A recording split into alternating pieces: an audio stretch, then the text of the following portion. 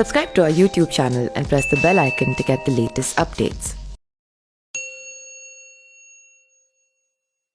नमस्कार, मैं पिंटू सिंह यादव आप सभी का स्वागत करते हैं न्यूज लाइव में। दोस्तों, बात करें उत्तर प्रदेश की राजनीति में हलचल चल रही है और हलचल इसलिए चल रही है क्योंकि मुख्तार अंसारी को रोपड़ जेल से बांदा जेल में शिफ्ट कर दिया गया है, जिसके बाद से कई सारे लोग कई तरीके के कयास लगा रहे हैं। वैसे रोपड़ जेल से आने से पहले ही मुख्तार अंसारी को लेकर कई सारे लोग कयास लगा रहे थे कि गाड़ी जो है वो रास्ते में पलट जाएगी, कुछ अनहोनी हो जाएगी, इनकाउंटर कर दिया जाएगा, लेकिन ऐसा कुछ भी नहीं हुआ है और फाइनली बांदा जेल में पहुंच चुके हैं। बैरक नंबर 15 में रखे जाने की तैयारी की जा रही है और जो सुरक्षा का बंदोबस्त है वो काफी ज्यादा बढ़िया तरीके से किया गया है। लेकिन इन सभी के बीच एक नाम चर्चा में है और वो है उत्तर प्रदेश की राजनीति में सबसे बड़े पायदान पर बैठे उत्तर प्रदेश के मुख्यमंत्री योगी आदित्यनाथ। जी हाँ, योगी आदित्यनाथ को क्या फायदा होने वाला है? मुख्तार अंसारी को इस तरीके के मामले को लेकर जिस तरीके से उनके मंत्री बयान दिए,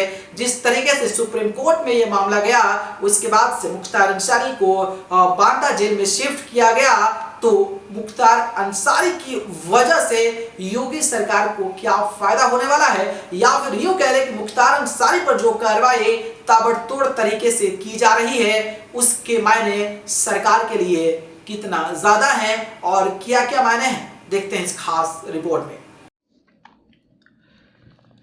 यूपी में बीजेपी की जीत के बाद योगी आदित्यनाथ ने 2017 में सीएम बनते ही अपराधियों को यूपी छोड़ देने की नसीहत दी थी। उन्हीं की सरकार ने माफिया डॉन मुख्तार अंसारी को यूपी लाने के लिए एड़ी चोट का जोर क्यों लगा दिया? आखिर क्यों पुलिस के बड़े बड़े अफसरों से लेकर मंत्री तक इसे योगी सरकार की एक बड़ी उपलब्धि गिना रहे हैं? सवाल तो ये भी उठता है कि क्या मुख्तार अंसारी पर कार्रवाई सिर्फ एक माफिया के खिलाफ की जा रही है, कार्रवाई या कुछ इसके और भी मायने हैं? जानकारों का मानना है कि चुनावी साल में इनसे पहले योगी सरकार के ऐसे एक्शन के बड़े राजनीतिक मायने हैं। आइए जानते हैं वो कौन से 5 बड़े मायने हैं।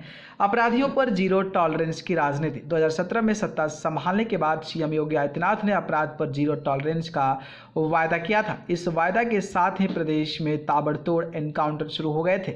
सिलसिला अभी भी जारी है। बदमाशों के साथ प्रदेश के माननीय बन चुके बड़े बड़े बाहुबलियों पर भी एक्शन शुरू हो गए। भदोही के गोपीगंज से विधायक विजय मिश्रा हो या फिर जौनपुर से सांसद रहे अतीक धनंजय सिंह की बात कर लें या फिर अतीक अहमद हो या फिर मुख्तार अंसारी, सभी बाहुबलियों को योगी सरकार ने आर्थिक कमर तो तोड़ी है, उन्हें उनकी करतूत की मुकाबला सजा भी देने की कोशिश की है।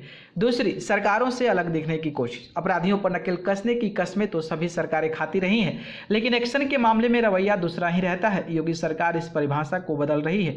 समाजवादी पार्टी और बहुजन समाज पार्टी की सरकारों में भी अपराधियों पर एक्शन हुए, लेकिन बाहुबली माननीयों पर आंच नहीं आई। योगी सरकार ने पिछली सरकारों के उलट अपना रवैया दिखाया है और ये जताने की कोशिश की है कि सत्ता में पैठ बना लेने से बचने का रास्ता नहीं मिल जाएगा। ब्राह्मण, ठाकुर या फिर मुस्लिम, बाहुबलियों पर एक साथ चाबुक।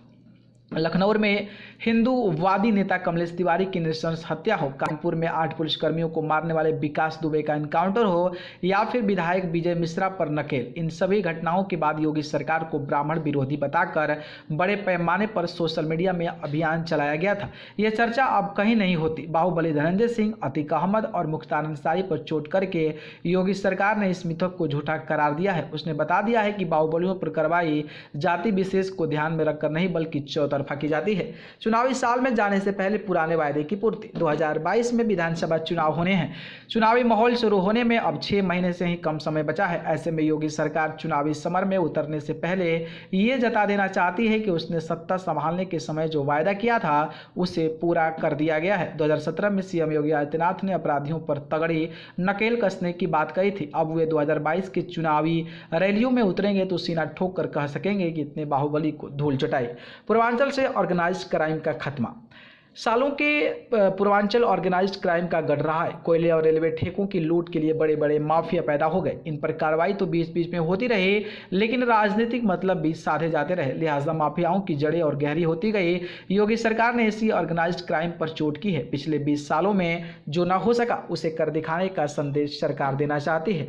हालांकि अदालतों में पुलिस को और मेहनत करनी होगी, क्योंकि मुख्तार अंसारी के खिलाफ चल रहे केसों में उसे कोर्ट से गुनाहगार साबित करवाना भी बड़ी चुनौती है। बड़े माफियाओं के खिलाफ गवाहों का टूटना कोई नई बात नहीं है। मुख्तार के खिलाफ यूपी सहित दूसरे राज्यों में करीब 52 मुकदमे दर्ज हैं। फिलहाल 15 मुकदमे पर ट्रायल चल रहा है।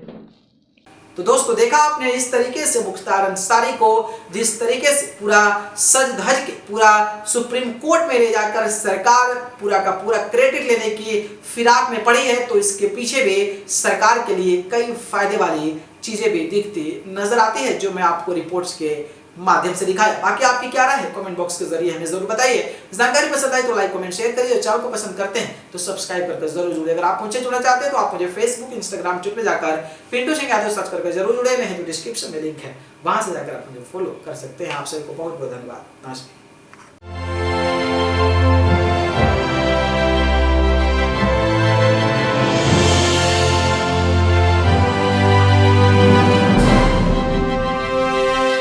Subscribe to our YouTube channel and press the bell icon to get the latest updates.